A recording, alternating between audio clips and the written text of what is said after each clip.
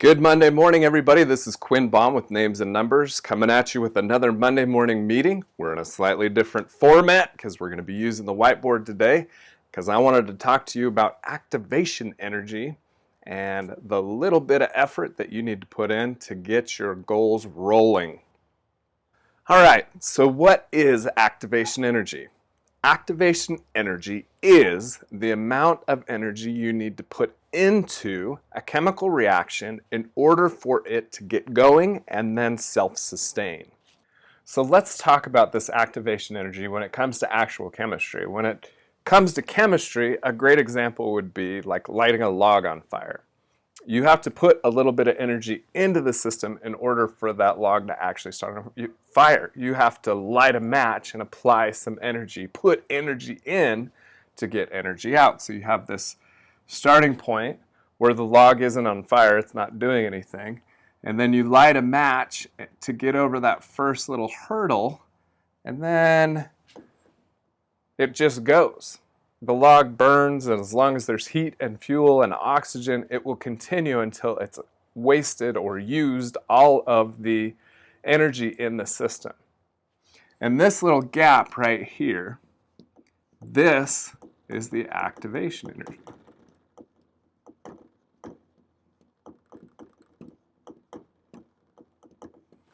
So James Clear, author of Atomic Habits, wrote about this activation energy when it comes to goal setting. It's a great book. I highly suggest it. But let's talk about this gap.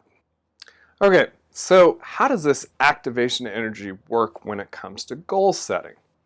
Well, you may have noticed this in your own life, but generally, once you get something moving, once you get going, it does not take much to keep going.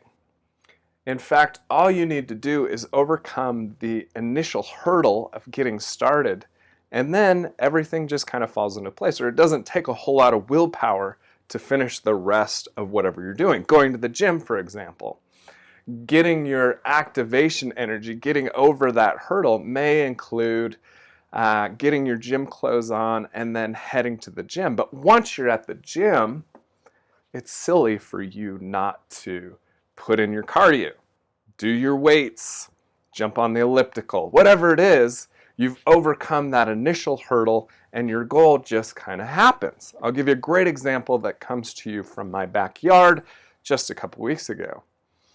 We've got a lot of trees, there's some grass that needed to be cut, trimming, whatnot, and there was a lot to do, and I thought, man, that's a lot. My activation energy was really big. I actually had a big gap. So instead of tackling all at once, I set a goal that allowed me to have just a tiny little bit of activation energy. I'm going to take the trimmers, I'm going to go out, and I'm going to cut 5 limbs off of the trees that I know need to be cut off. So I get my stuff, go to the shed, grab my trimmers, head outside, and before I know it, I've trimmed basically everything in the entire backyard.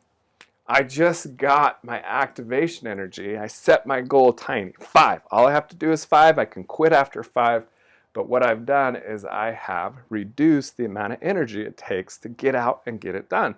And then, of course, once I'm out in the backyard, I'm over that hurdle and I'm looking around. I've got trimmers in my hands and there's limbs all over the place. What does it matter if I do 5 or 50? It's pretty much the same amount of mess. This process just happens, and I was able to get a lot more done. And that's the same thing with goals. Okay, now we've got a clean graph here. Let's apply this to sales. How can you take a large goal, something that requires a lot of activation energy, and get over that hurdle so that you can accomplish what you want to accomplish? Let's say that you are supposed to make 100 calls this week. Maybe you're calling cold calls. It's all new. You know it's going to stink. And the activation energy for 100 sales calls on the phone is really high. There's a big gap between what it takes for you to get started and then for it to just be automatic. Okay, well, 100 calls is a lot, but we can use this principle and we can kind of tip it on its head, just like I did with those limbs, and say, you know what? I'm just going to set a goal to make 10 calls. I just need the activation energy to get 10 calls. Well, 10 calls, the activation energy there is much smaller. And you know what's going to happen is once you get those 10 calls made, you'll be like, oh, this is no big deal. You will be over the hump and you will be doing this. And before you know it, you've got 30 calls done today or 40 calls done today. You've made a ton of movement, and you've been sliding down this energy slide all day long because you just had an adjustment to your activation energy. You just put a little bit of fire in there, and all of a sudden the log burns all day long, and boom, you got your 100 calls in. All right, so let's look at this activation energy principle in a slightly different way. Those of you who know me well know that I'm a night owl. I love to stay up late, I love to read late, I love to be in the garage until midnight. If I'm not paying attention, I can stay up until 1 or 2 without a problem. And I love the night. The mornings always seem to drag for me. Even when I go to bed early, I always seem to be more active, more energetic, and my brain seems to work better when it is late. So for me, the difference in activation energy to do something at different times is very different. For example, if I were going to be organizing, for example, in the morning, if I needed to do some prep work or whatnot, the activation energy for me to get that done in the morning is a whole lot. Whereas at 9 p.m., for me, I may be motivated and active and thinking, and my brain is firing on all cylinders, and my activation energy is way less. So I can tweak this so that I do the things that need activation energy when they're low. Again, we're trying to make that hurdle as small as possible. So if I need to do prep work the night before, or if I need to get my lists all in order, if I need to line it up on my desk so that I know one after the other, when I get to work at 8 o'clock in the morning, I don't have to groggily think through all the things that I need to do. I use my low activation energy time the night before to get this morning so that I nailed it. So I'd like to wrap up with one story from my life that kind of sums up everything we've been talking about today. I love to play the guitar, and I've had a guitar for many years. And as my kids have gotten older, I've wanted them to enjoy the guitar as well. I want to make it easy for them to play the guitar. And I realized at one point that my guitar was in its case under my bed, and it had been there for almost a year. I hadn't taken it out. I hadn't played for a long time. I thought, dang, what do I need to do to make sure that I play the guitar more? And as silly as it sounds, the activation energy of taking the guitar out from under my bed was really big.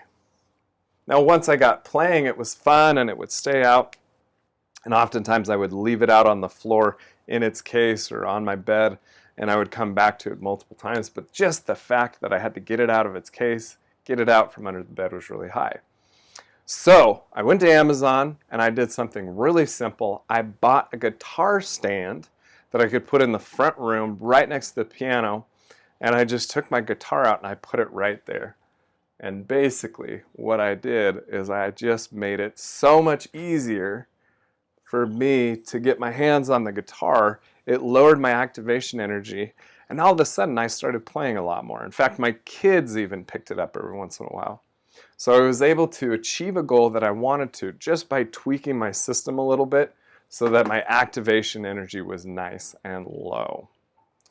Thanks for watching, everybody. Of course, this is Quinn Baum with Names and Numbers. Let me know in the comments below what you thought of the whiteboard format. Always love to get feedback on these things. Other than that, go out and make a great week.